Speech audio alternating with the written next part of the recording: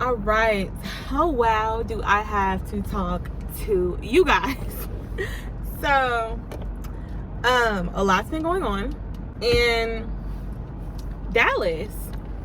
Y'all know, I did that 6-month update like a year ago, because at this point I've been in Dallas for a year and a half. So I wanted to come to you guys today and bring y'all a year and a half update of our move from Los Angeles, California to Dallas, Texas, and just let y'all know, like, is the hype worth it? Should you move to Texas?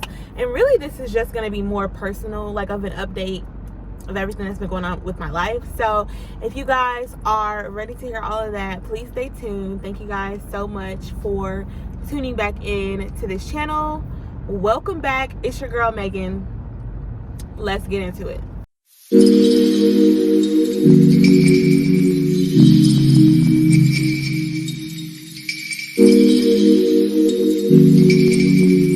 Alright, so first things first, welcome back. Thank you guys again so much for being here with me. I love you guys. I've missed you guys so much. I really felt like just when I was getting into a routine and I had my job on lock, I was working at European Wax Center using my esthetician license. As you guys know, I received in California, what was that, like 2021, I think it was? Yes. No, I got my official license February 2022, and I thought that I was gonna be able to just move to Texas and automatically use my license. Boy, was I wrong, honey. So basically I ended up getting hired on with EWC, and I don't know if y'all have noticed, but I've had to take down some of those videos. Essentially, they fired me because I discussed my pay. So I just wanted to let you guys kind of know, like, what was going on with that and why I hadn't been sharing any more videos about my journey as a waxer, a wax specialist, because your girl really liked the position. Like, I really didn't say anything negative. I didn't have anything negative to say, but you just have to know that, there are people that work with you, that are watching you, that are watching your social media. They're watching what you post, what you say, and everything like that. So just make sure, in this industry, it is competitive by nature, and even your coworkers are somewhat of your competition, if you will. So just make sure, you got your stuff on lock. I guess I was slipping a little bit because I don't recall like having any of them follow me, but obviously YouTube is a public place and people can talk about what they want to talk about. And so that's why I was like, really, I was surprised but not surprised at the same time. And it's just kind of like, it is what it is. The thing that really messed me up, y'all, was the fact that I didn't have my license in hand. So I couldn't just hop back, right, and jump back into the field and be like, okay, that's fine, and reapply. I had to then really wait for my license. And basically they brought me on, with the assumption that my license was going to transfer very quickly. And once I found out that I had to jump through all these hoops to get it transferred, is when I really just, y'all, like, I was so upset. I was upset. I really should have been upset with myself, but I just know that I really valued the feedback that I got from those videos and sharing about my esthetician journey, and I just wanted to continue to share. So it's like I couldn't be too disappointed, but it is what it is. So back to what I was saying. Basically, I had to find other jobs to work in the midst of waiting for my license to transfer. So with an esthetician license, your options are, either go back to school and finish the 150 hours, which I tried to do. I called all the schools in Dallas and they told me they wanted me to start over from scratch because they want that bread. And I wasn't finna do that because I already paid, to go to school. I passed my exam. I did everything. Like, I'm licensed. I just needed to wait for it to come here. So then the other option was, okay, you could wait a year and your license will automatically transfer. It's the dumbest thing, but that's basically what I ended up doing. I had to wait a year. In this year, you guys, I have worked, I kid you not, I have worked 11 jobs. 11 jobs. So let's get get into the job market, because clearly Dallas's job market is popping. If I was able to get hired 11 times in less than a year and a half. So, you know, if you're looking for work, I think Dallas is a great place to be. I will say, because we started off in Grand Prairie, a lot of times I felt like I was having to travel more north.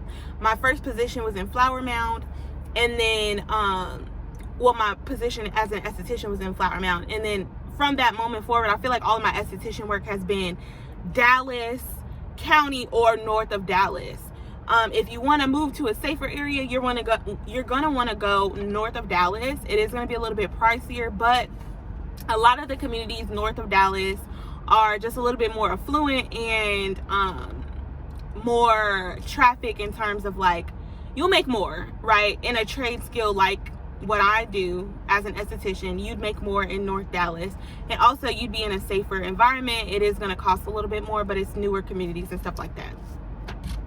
Now, cost of living. Everybody here, you know, when I first moved here, they're all like, oh, isn't it just so much less money than what you were paying in LA? I mean, granted, you know, for the same price, you are going to get more here versus what you would get in LA. But honey, it's just getting expensive everywhere.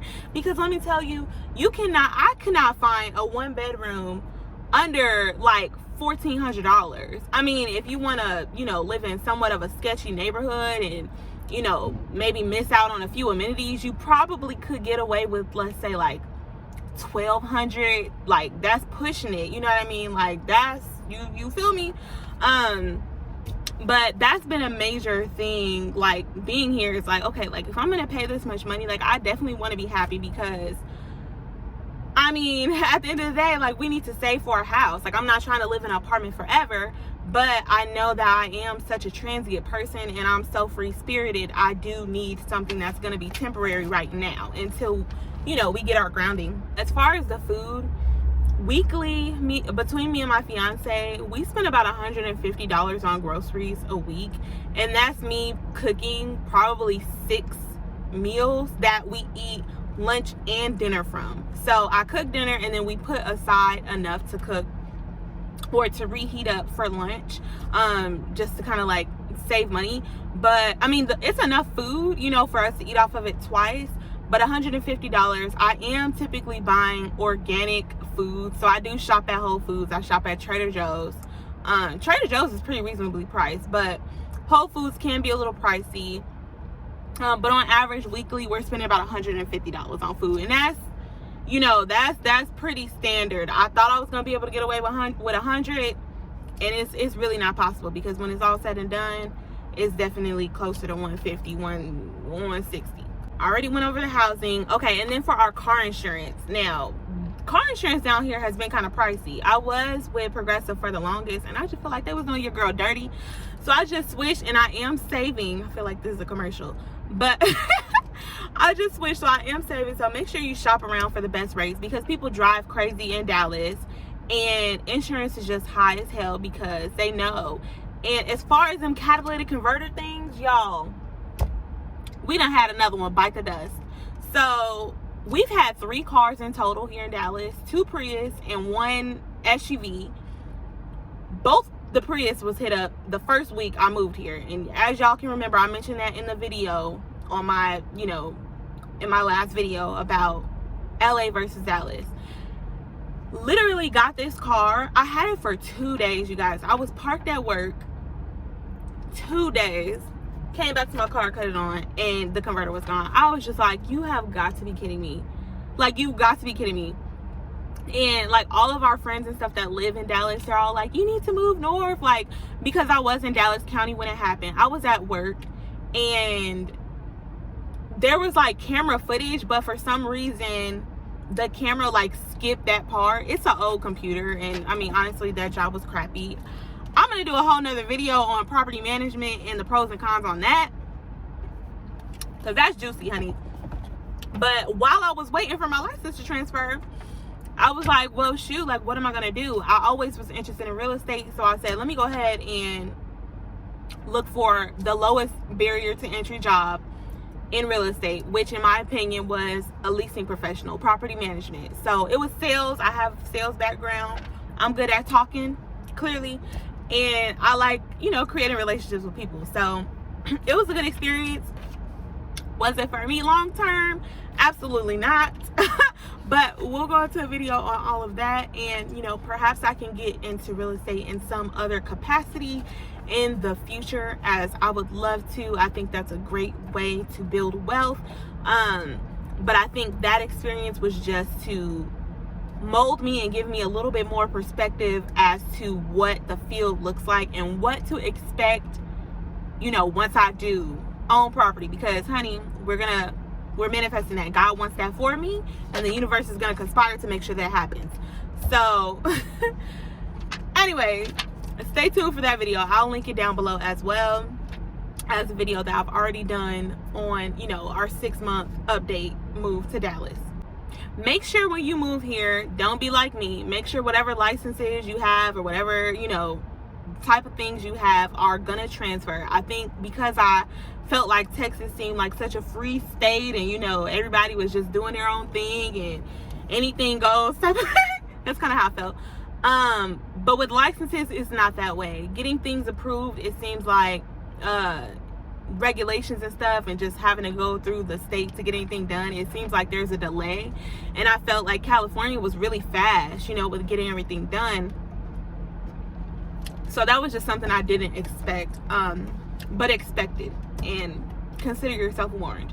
One of the next main reasons we moved here was, you know, not to bring in personal beliefs around the Pandorama. I don't want to say anything that's gonna get this video flagged, but let's just say in California there were a lot of regulations and a lot of things that prevented us from being able to go out to eat. You had to show proof of a card. Like, it was just really weird to me, and I think we were just at a place that we were, it freaked me out, honestly. Like, that was one of the major reasons why we left Cali, because it was just so weird to me of like how people were so willing to conform, I guess. I'm trying to choose my words very wisely here. But there was literally like no questioning. Like, people, it's just as if someone said, give me your firstborn child, and people did it without asking a question. So for me and Jay, that just was something that we were not, we weren't prepared for. And that's what made the move to Texas kind of like happen that much faster. I think we all initially, we would have moved here anyway, but I think that definitely expedited the move, and it also didn't allow me to, you know, make sure that everything as far as my license and everything was sorted out before moving. And that's why I think a part of our move was so tumultuous, because technically we weren't prepared. We didn't visit Texas. Like, I didn't get to see the different areas, because now looking back, I'm like, we definitely moved to the wrong area. Like, we moved to